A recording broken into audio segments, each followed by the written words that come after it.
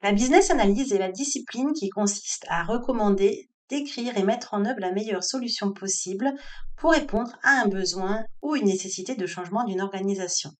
C'est dans ce contexte que les termes de fonctionnalité et de fonction sont employés et bien souvent confondus. S'il est si important de les différencier, c'est que cela conduit à d'énormes erreurs de conception et impacte considérablement la satisfaction des utilisateurs.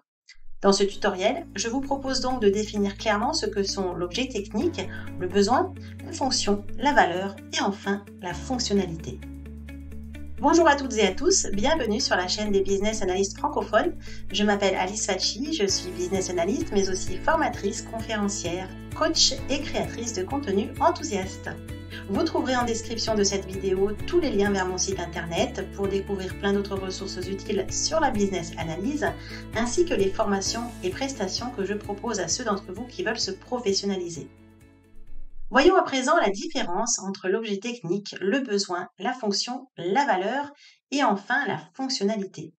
Petit clin d'œil, je ne devrais a priori rien vous apprendre puisque ce sont des définitions enseignées en cours de technologie au collège, mais visiblement oubliées par de nombreux professionnels en entreprise.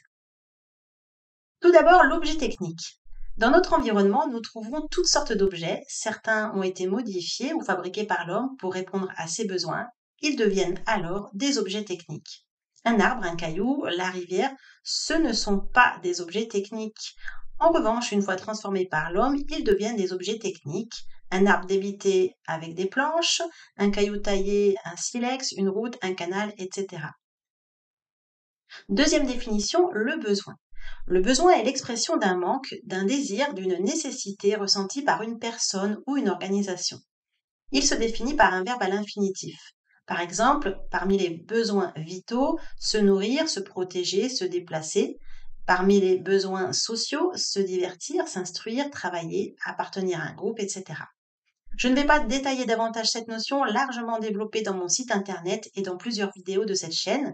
Je vous invite donc à y faire un tour car la notion de besoin est fondamentale en business analyse, mais aussi complexe selon le prisme par lequel on l'étudie.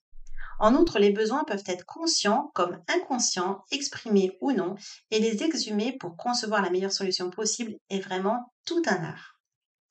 Troisième définition, la fonction. La fonction d'usage tout d'abord. Les objets techniques permettent de réaliser une action comme couper, avancer, visser, ranger, mesurer, etc. Cette action est appelée fonction d'usage. La fonction d'usage est le service rendu par l'objet technique et elle répond donc à un besoin. Elle est la même quel que soit son utilisateur, ses goûts et ses désirs.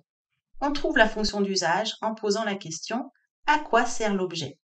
La fonction d'usage est plus précise que le besoin auquel répond l'objet technique. Un verbe ne suffit donc pas à énoncer la fonction d'usage. Un même objet technique peut avoir plusieurs fonctions d'usage.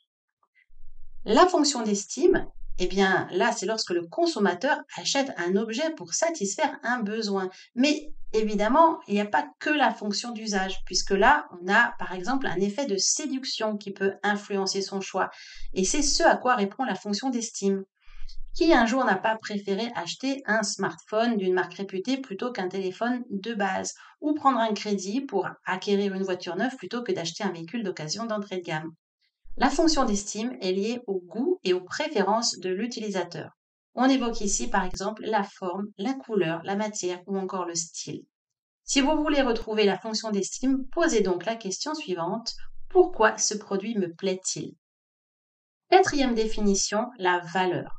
On appelle valeur les éléments qui influencent l'achat éventuel d'un objet, que ce soit un critère esthétique, la mode, les performances, le prix, la fiabilité, la disponibilité, le délai de livraison, etc., etc.